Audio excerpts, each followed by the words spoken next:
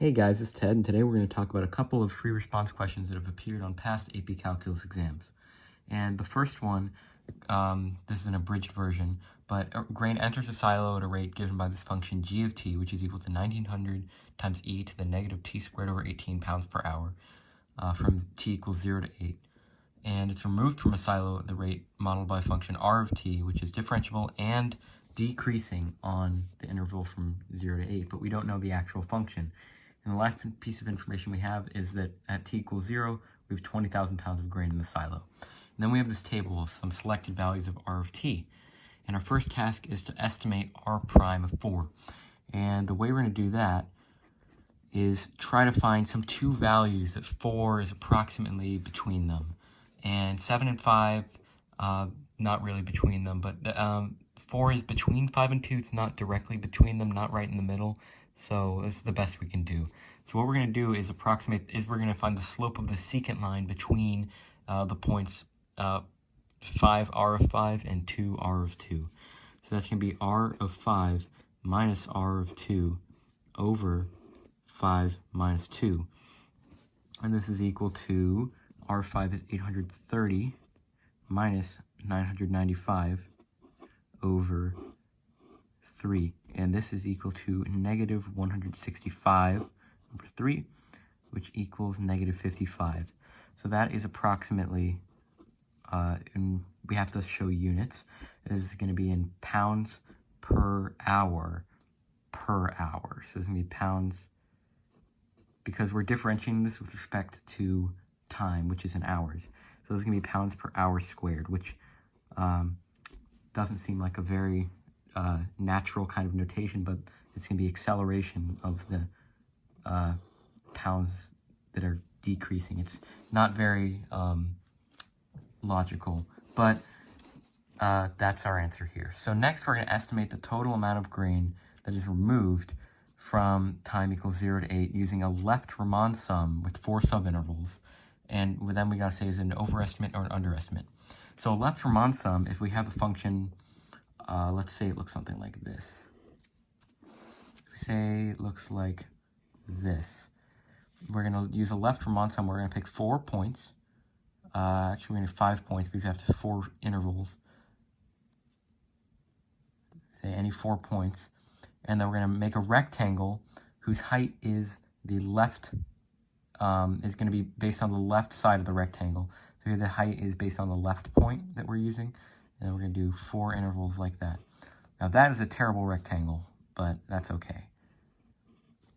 So here's what we're going to do. These 4 intervals are not going to be equal. And the area of a rectangle is just going to be the base, which we're going to call delta x, or delta t in this case, because that's going to be the difference in time between this point and this point. And the height is going to be r of t, right? Because the functional value is the y value. So we have these 5 points, which is what we're going to use. And since we're going to do 4 intervals, and we only have to use 4 rectangles, which means we're only going to do 4 points. And since we're using a left Riemann sum, you'll notice that this point, if I draw this just a little bit more defined like that, you'll see this point actually has no use, the value of this point. All that matters is this distance here and this height. So that means we're not going to use the last point since we're using a left Riemann sum. So here's what we're going to do. We're going to set up, this is going to be a sum of 4 different, this is going to be the estimate of the integral from 0 to 8 of r of t dt, and it's going to be approximately equal to the sum of all these rectangles. The first rectangle is going to be equal to the base, which in this case is going to be 2. The base of this one's going to be 2, because that's the change from this point to the next point. And the height of it is going to be the value of r of 0, which is 1200. So this is just an example rectangle here, 1200. So our first one is going to be 2 times 1200 plus, and then we're going to do 2 times 995 plus 5 times 830 plus 7 times 710. I'll just write all those out. Plus 2 times 995 plus 5 times 830 plus 7 times 710. And again, we don't use this last point because we're using the left Riemann sum. So this last rectangle is going to be defined by the point on the left, so we don't use this last point. And if we plug this into our calculator, which is low on battery, we get 2 times 1200 plus, you know what I just realized? These points, these x values are all incorrect. What I should have done is, instead of taking the x value, is the distance from that value to the next one. So the distance from 0 to 2 is 2. The distance from 2 to 5 is 3. So this should be 3. My bad, guys. And then this distance from 5 to 7 is 2. And then this distance from 7 to 8 is 1. So those are those delta t's there. Because the base of each rectangle is going to be the change from one point to the next. And so the change from each point to the next is, 2, 3, 2, 1. So we have 2 plus 3 times 995 plus 2 times 830 plus 1 times 710. We get our answer is 7,755 pounds. All right. And now, is that an overestimate or an underestimate? Well, here's the key piece of information there. The function is decreasing over that entire interval. So what we can do is, if you can imagine this function is decreasing, you can see how the rectangles are all above the actual function. And no matter what the function looks like, if it's decreasing, a left Riemann sum is always going to be an overestimate. It's an overestimate because the function is decreasing. It's decreasing. And you can word it like it's decreasing, so the left Riemann sum will always be an overestimate or something like that. But that's the general reason why. All right, next what we want to do is use our answer from the previous part, which was the total amount of grain removed from time t equals 0 to 8, to find the total amount of grain that's in the silo at t equals 8. If you remember, that's because we have a function that describes how much is going in. So we got to find the difference between what's going in and what's going out. So that function is g of t equals, let's see, we have it back here. It's going to be 1900 times e to the t squared over 18. So g of t equals 1900 times e to the negative t squared over 18. Was there a negative there? Yeah, there was a negative there. So that's our function for how much is going in. And we have how much came out over that interval. So what we're going to do is solve find the integral of this function from 0 to 8. That'll give us how much went in during that entire time period. And then what we're going to do is subtract 7755. So this equals, if you plug it into your calculator, I actually have the function already in the y registry, which will, you'll see why in the next one. So what I can do is just do the integral. I do math and then 9 for fn int. Integral from 0 to 8, focus on the calculator screen, of, and I can go vars, I can go over to y vars, function y1, that's the y1, which is this function here, y1, the y1 of x dx, and it'll give us the answer of that much. So then if we subtract 7755, we'll actually get a negative number. Negative 666. You say, that seems weird. You can't have a negative amount of grain. And that's true, you can't. But if you'll remember, we had an initial amount of grain at the beginning. At t equals 0, there were 20,000 pounds. So if we have that much, and negative 666 was the change, because the integral is really the change in the amount that was there, we subtract 666, and we get 19,334 pounds. All right, there you go. So always remember, if you have an initial value, the value you get from an integral will always be the change, so you have to add that to the initial value. And finally, we have is there a time t on the interval t is from 0 to 8 where e of t equals r of t, g of t. In other words, the amount that's coming in equals the amount, the rate that is coming in equals the rate that is coming out. And notice they don't actually ask us to find the time if there is one. They just want to know if there is one. And that's because we can't really find a time where there the actual time. We can only see if there is or not. That's because if I graph this function here, and let's see what it's at 0. At time equals 0, it's at 1900. At time equals 8, it's at 54. So if I change the window here, I say x is going from 0 to 8, and the y goes from 0 to 1900. Here's what our function looks like on this time interval. All right? So here's what we're going to do. We're going to compare this function to this chart. And let's see what it looks like. So at time equals 0, this function, r of t is equal to 1200, and g of t is equal to 1900. At time equals 2, so g of t was above r of t there. Here, we have g of t is still above r of t at t equals 2. At 5, look at this. G of t has gone below r of t in the interval from 2 to 5. So let's dissect what that means. If there's a point, if there's a function like this, it's continuous, and it's above the x-axis at one point, it's below the x-axis at another point, that means somewhere between them, it has to have crossed the x-axis. This is called the intermediate value theorem.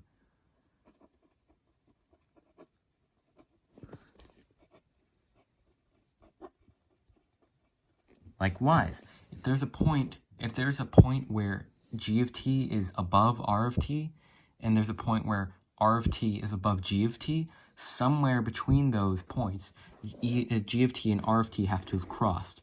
So if g of t we know looks like that, and if r of t, say, looks like this, it looks like a little less curved, if we have like 2 here and 5 here, that means somewhere they must have crossed. It's because since g of t is differentiable, obviously, that means it's continuous because differentiability implies continuity. And since it told us that r of t is differentiable, that also means it's continuous. So that means there's no way it could have jumped below here without crossing. They had to have crossed. So the intermediate value theorem says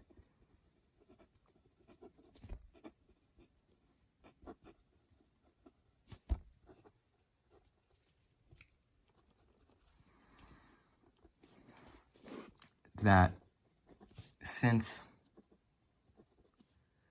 g of t, or let's say g of 2 is greater than r of 2, and r of 2, or let's say g of 5 was less than r of 5, g of 5 is less than r of 5,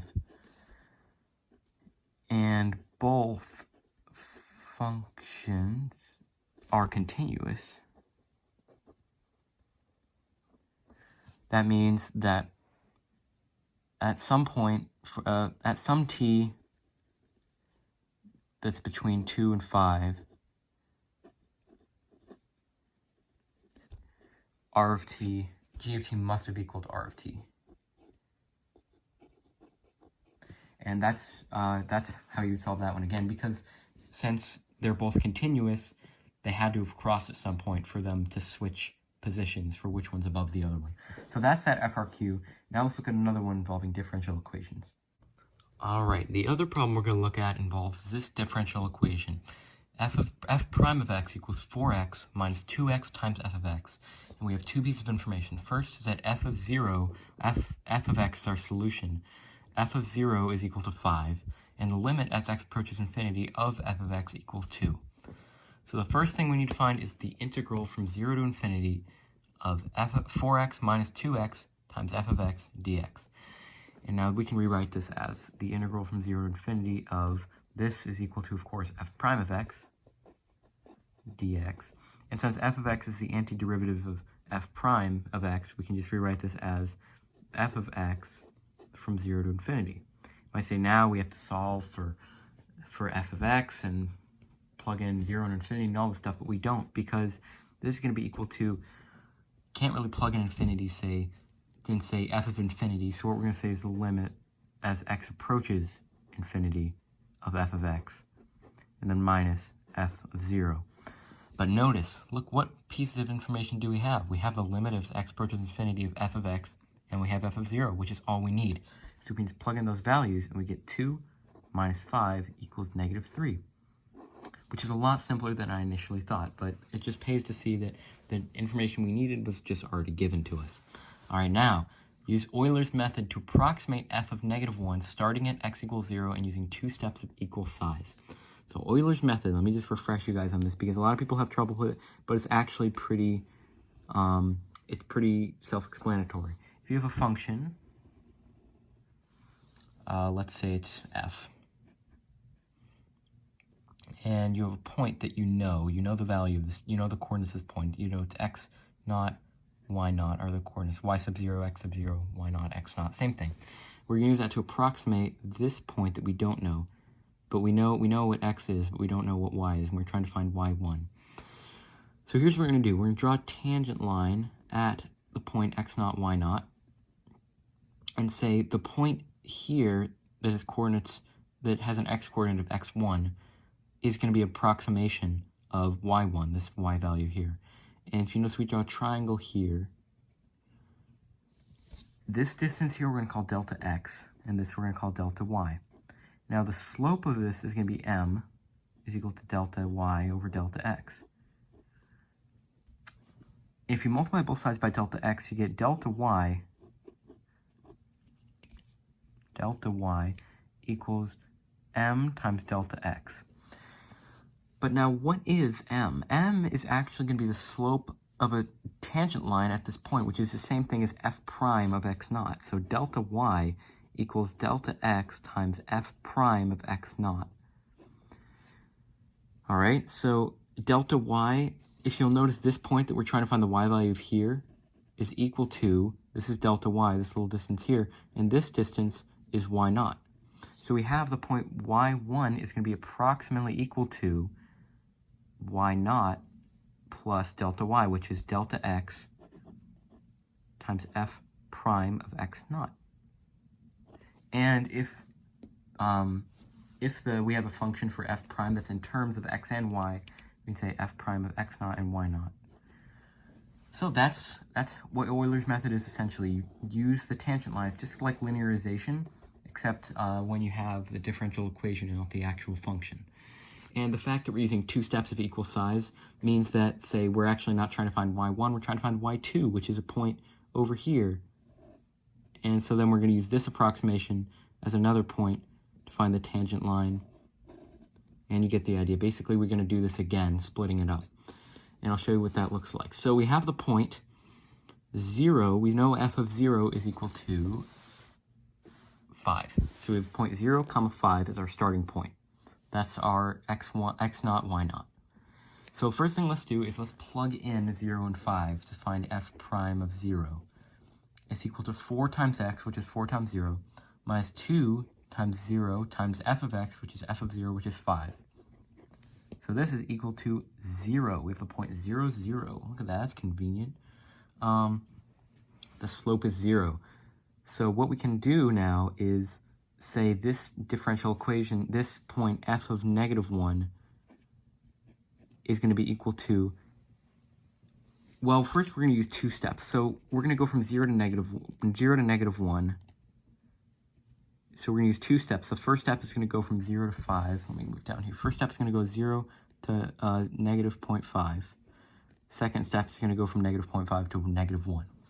So first step, we have f of negative 0.5 to be approximately equal to our starting point, which is 0, plus delta x, which is negative 0.5, times f prime, which is equal to 0, times 0.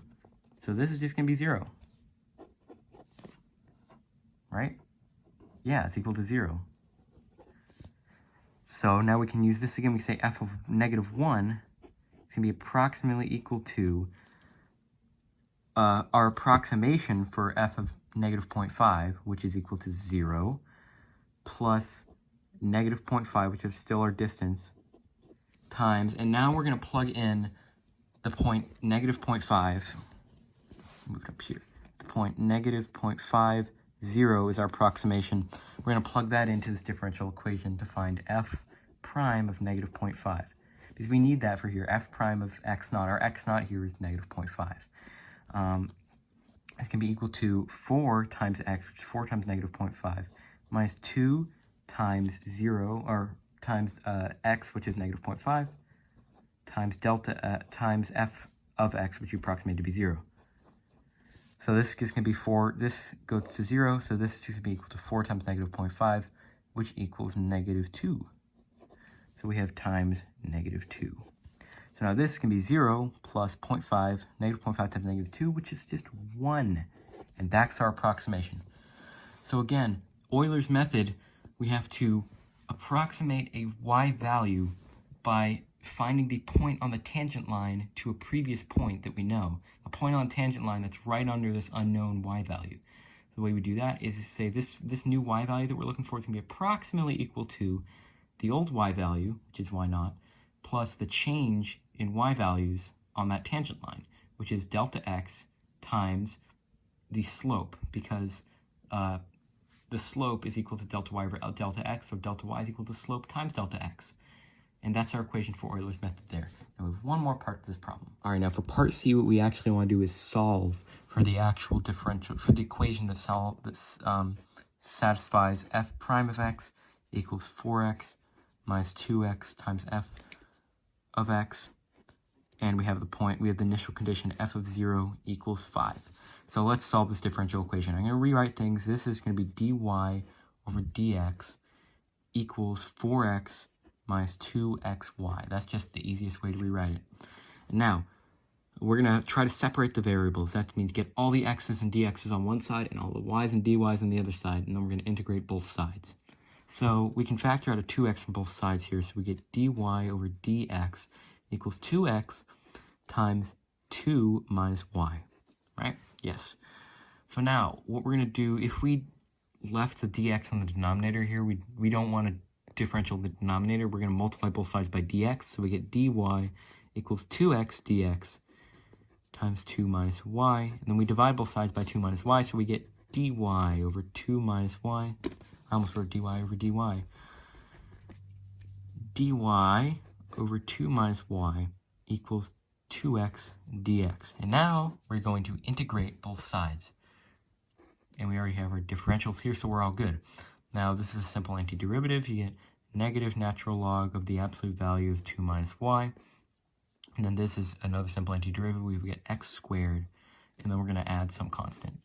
And for future reference, whenever there's a constant that I'm talking about in these problems, I'm going to refer to c, even if we add something to it or subtract something to it, because no matter what, it's always going to be some constant.